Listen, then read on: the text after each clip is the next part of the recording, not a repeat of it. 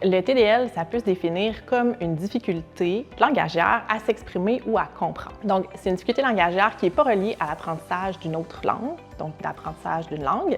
C'est une difficulté aussi qui n'est pas reliée à une autre problématique qu'on va dire biomédicale. Donc, par exemple, un trouble dans le spectre de l'autisme, un syndrome ou une déficience intellectuelle, ou qui n'est pas reliée à un accident comme un traumatisme crânien. C'est aussi une difficulté de langage qui va être persistante dans le temps, donc qui va durer au travers le temps. Et pour qu'on conclue à un TDL, un trouble développemental du langage, il faut qu'il y ait des impacts significatifs dans la vie de tous les jours, donc dans le quotidien de la personne. Donc, quand on parle de langage, de difficultés langagières, il y a beaucoup de sphères au langage. Donc, le langage, ça comprend les sons dans les mots, le vocabulaire, les structures de phrases, la compréhension, puis tout ce qu'on va appeler la pragmatique, donc notre capacité à s'adapter ou à adapter notre façon de communiquer en fonction de la personne qui est devant nous ou en fonction du contexte.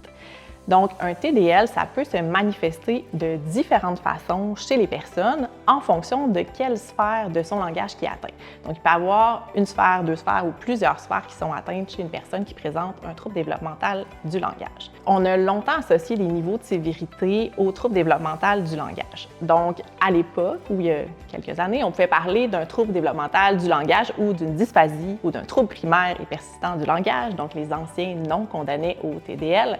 Donc, on pouvait dire que c'était, par exemple, un trouble développemental du langage sévère. Des fois aussi, on associait un niveau de sévérité à certaines sphères du langage. Donc, on pouvait dire que c'est un trouble développemental du langage avec une atteinte sévère au niveau de la compréhension, puis une atteinte modérée au niveau du vocabulaire, par exemple. Aujourd'hui, on va utiliser de moins en moins les niveaux de sévérité pour qualifier le trouble. Donc, ce qu'on va faire à la place, c'est qu'on va aller mettre un niveau de sévérité sur les impacts fonctionnels. Donc, un impact fonctionnel, c'est l'impact qu'a la difficulté langagière dans la vie de tous les jours, dans le quotidien de la personne. Donc, ce qu'on va faire, c'est que quand on va évaluer une personne pour un TDL, on va aller déterminer c'est quoi les impacts dans sa vie de tous les jours et on va mettre un niveau de sévérité sur l'impact. Donc, maintenant, les conclusions orthophoniques pourraient ressembler à quelque chose comme ça. Donc, la personne présente un trouble développemental du langage qui va toucher la sphère réceptive, donc la compréhension, et la sphère expressive, l'expression, et qui a un impact modéré dans la vie de tous les jours ou un impact, par exemple, sévère pour les apprentissages scolaires. Donc, on ne va plus accoler la sévérité avec le trouble développemental du langage, mais vraiment avec l'impact que ça a dans la vie de tous les jours. Puis ça, c'est super positif parce qu'en fait, le niveau d'impact, la sévérité, en fait, va varier selon l'époque, selon l'occasion, selon le vécu de la personne, en fait. Il y a différentes façons qu'on peut faire pour aider une personne qui présente un TDL. Puis en fait, ce qu'on va faire de plus en plus, c'est de travailler en fonction des impacts fonctionnels. Donc, on va déterminer quand on fait l'évaluation, c'est quoi les impacts dans la vie de cette personne-là, puis on va essayer de travailler à partir de ces impacts-là.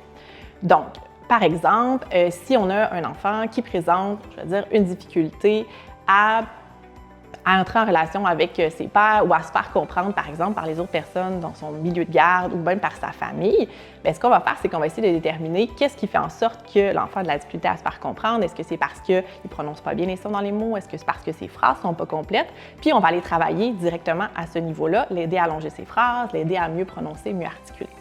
Si je prends l'exemple, par exemple, d'un adolescent, les adolescents, ça peut être des fois qui ont des difficultés à entrer en relation ou à se faire avoir un réseau social. Donc, on essaie de voir avec l'adolescent qu'est-ce qui amène la difficulté à se créer un réseau social ou entrer en relation. Est-ce que c'est parce qu'il ne comprend pas quand il y a des grandes discussions en groupe?